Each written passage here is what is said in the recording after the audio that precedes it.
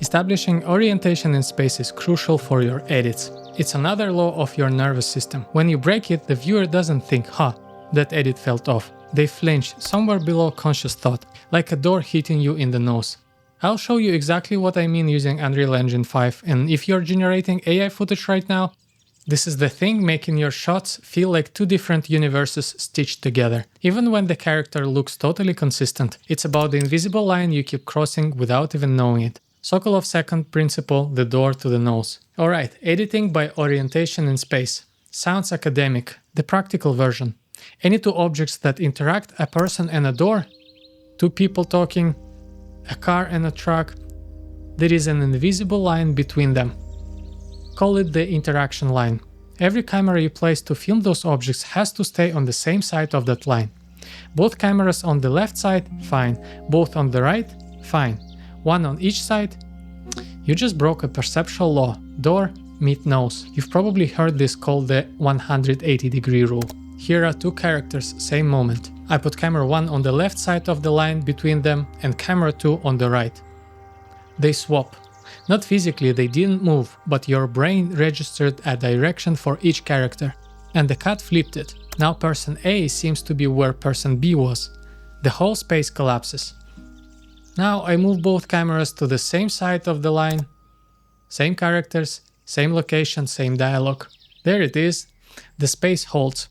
You know exactly where everyone is. The only thing that changed is where I put the camera. And this is why the interaction line isn't some theory. You need to draw it in your head before you place a camera or write a prompt. The line exists whether you acknowledge it or not. Ignore it and it'll hit you right in the nose.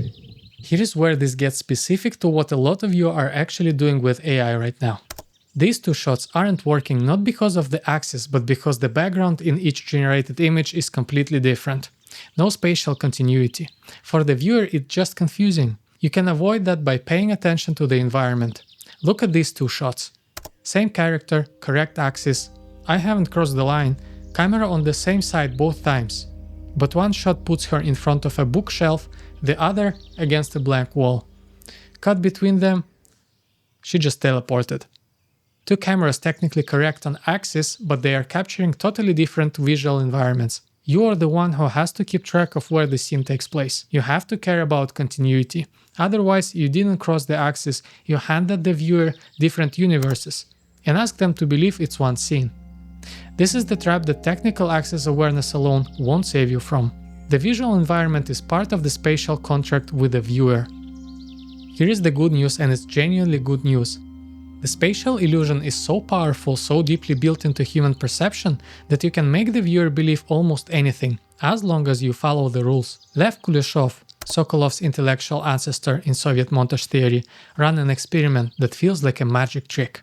He took footage of an actress on a street in Moscow, an actor filmed separately on the Moscow riverbank, and then cut in footage of the White House steps in Washington, D.C. None of these people were ever in the same place at the same time. Everyone who watched it believed they were all in Washington, together in the same space. The brain doesn't track geography, it tracks directional logic. If your characters are oriented correctly toward each other across cuts, the viewer's brain does all the construction work. It builds the room for you. For an AI filmmaker, this is the whole game. You'll never have a single camera that physically moves through a continuous world. You're generating shots independently, but if every shot respects the axis, the viewer will build a coherent world out of your fragments. They can't help it, that's just how perception works. So can you ever cross the line? Yeah, but deliberately, and it comes at a cost. Two legit ways. First, let the camera cross the line within the shot itself. The viewer watches the camera move from one side of the interaction line to the other. The reorientation happens in front of them. They've been shown the new spatial logic before it's demanded. The second way is harder. You cut across the line and you hold that incoming shot longer than you normally would. The violation produces emphasis. Something feels wrong on purpose, and that wrongness carries weight. But you're charging the viewer a cognitive fee. They need extra frames to catch up to where they are in space. If you don't give them those frames, the emphasis just reads as a mistake. This is how editor Lee Smith uses it in the Joker interrogation sequence in The Dark Knight. The spatial logic deliberately fractures during the process, and that fracture is the point. The editing doesn't just depict chaos, it produces it in the viewer's nervous system. Nolan knows exactly what he's spending. The difference between a controlled violation and an accident is intention and screen time. If you can name why you crossed the line and you held that second shot long enough, it's a choice. If you can't, it's a mistake. 2 things to actually take away and use. 1. Draw the interaction line before you place a camera or write a prompt. Decide which side the camera is on.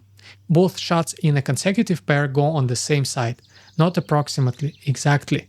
Storyboard this before you produce a single frame. 2. Background consistency is a part of the spatial contract. Same character, different world, isn't a cut, it's a glitch.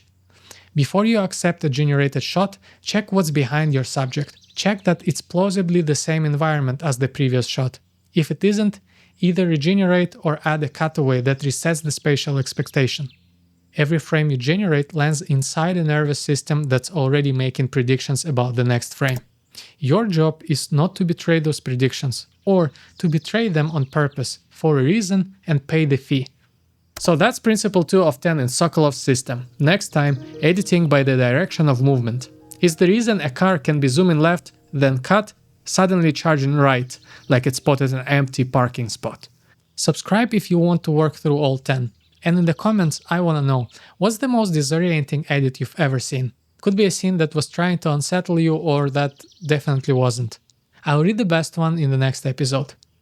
Thank you for your time.